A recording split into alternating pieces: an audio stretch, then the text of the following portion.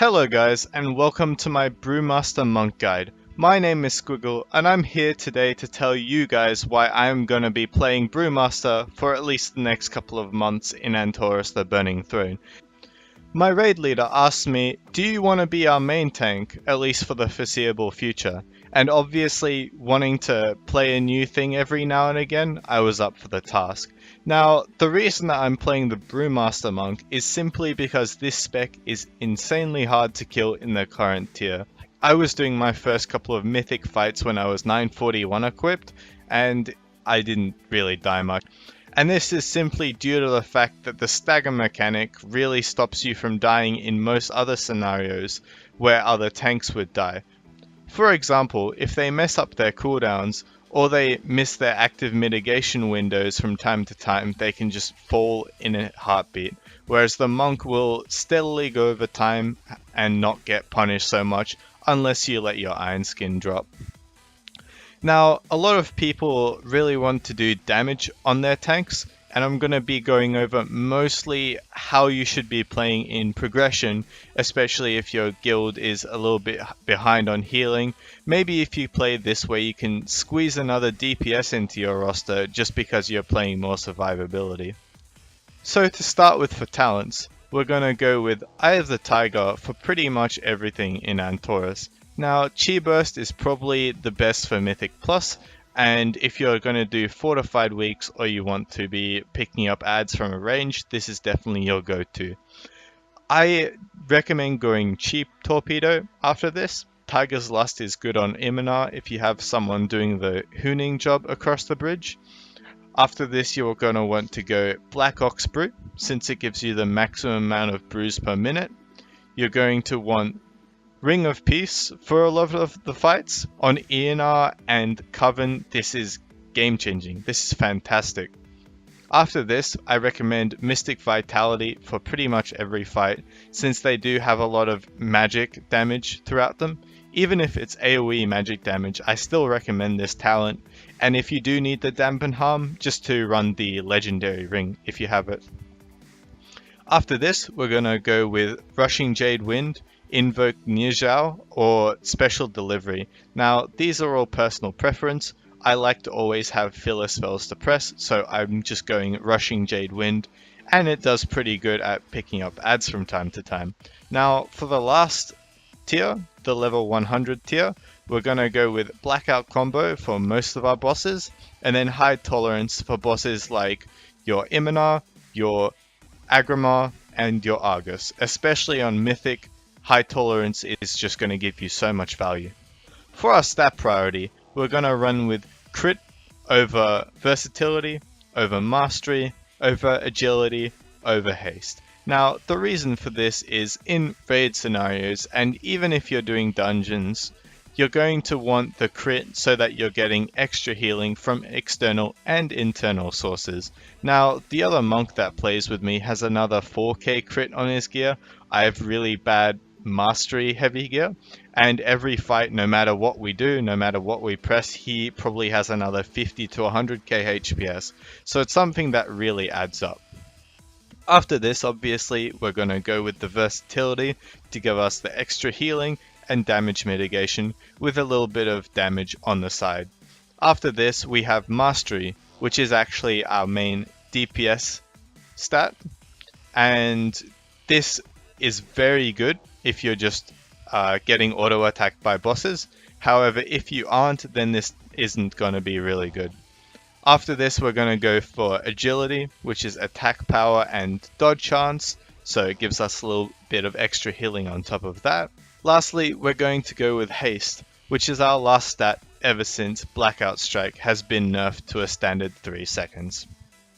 So the main way to mix damage and mitigation together on a Brewmaster Monk is by keeping our Blackout Strike and our Keg Smash on cooldown at all times. We want to use our Breath of Fire whenever it is up as well. We want to keep it at 100% uptime at all times for DPS and survivability standards. After this, we're going to fill in with Blackout Strike into Purifying Brew or Iron Skin for a defensive method, or we're going to fill in with Tiger Palm for a very offensive method. Most of the time, you'll see me do a combo something like Keg Smash, Blackout Strike, Tiger Palm, and then you fill in one in between. So you'll do your Blackout Strike, Tiger Palm, Keg Smash, Blackout Strike, Tiger Palm, Rushing Jade Wind, and so on and so forth. So think of it as Blackout Strike, Tiger Palm into another ability. After this, you are going to want your Iron Skin brew up 100% of the time. Now, even if you're at full stagger, you just want to keep this up instead of using your purifying brew.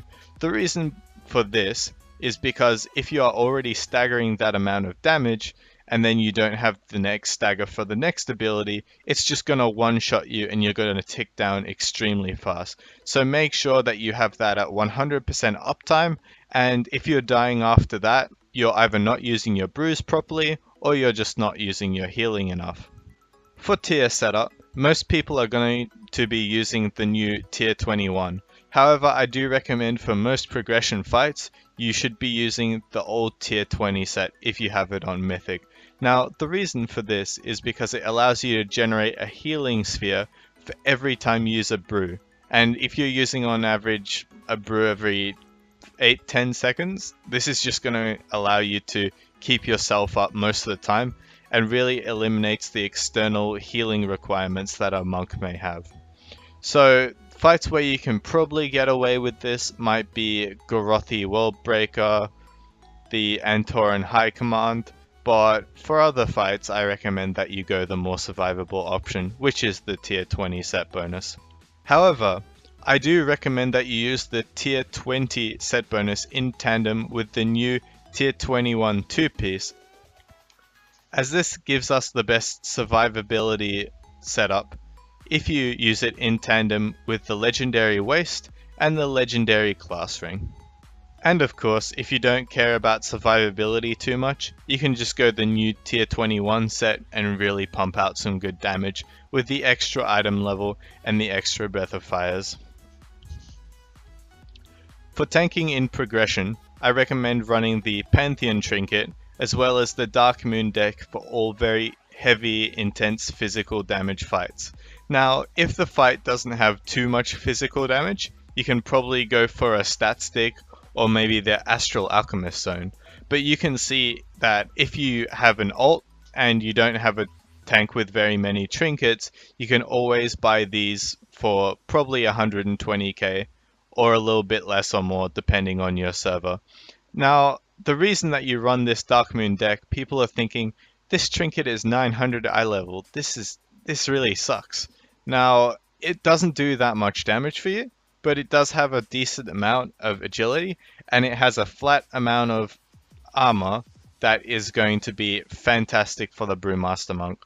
I believe the difference between not running this and running it is literally the highest out of all trinkets. Even if you're comparing it to a 985 trinket, this trinket is going to reduce the amount of physical damage you take by roughly 12%, so it's a really big deal.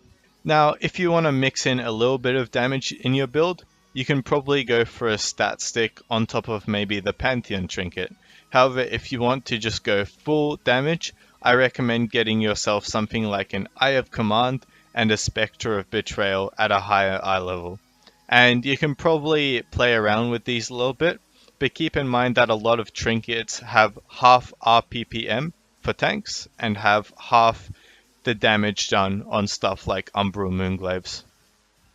For legendaries, the best current survivability setup includes running the Waste and the Soul of the Grandmaster. Of course, you would pair this with a tier 24 piece and a tier 21 two-piece and allow you to get a lot of brews and get yourself a lot of healing as well. This is the sort of setup that allowed Just Wait to solo tank Argus for probably 10 to 15 seconds by himself. Didn't have any healers, any DPS up, it was just himself, and he kept himself up with this setup. Now, if you don't have these legendaries, other good survivability legendaries include the Other Ring, the Jewel of the Lost Abbey, and the Anvil Hardened Wrist Straps. As for DPS legendaries, you want to be running the shoulders and the chest. Now this is just going to allow you to use so many more breath of fires and more keg smashes, and I know a lot of people who just run these in prog because they're not even bad defensively and they make your rotation feel much better. So if you get more tankiness in other parts of your build, you can probably run these best in slot DPS legendaries and still get away with it for most of the content. Now that just about wraps up my Brewmaster Monk video, and I assure you guys, the best thing that you can do is go as survivable as possible, get really nice and tanky, really nice and fat before testing your limits. Too many tanks nowadays, they try to go damage straight off the bat, and then they get killed by, I don't know, dogs or Gorothi or something like that. Don't be that tank, be the guy who lives and does the damage that way, and then test your limits once you know what the fight's do. Thanks for watching guys, and I'll see you next time.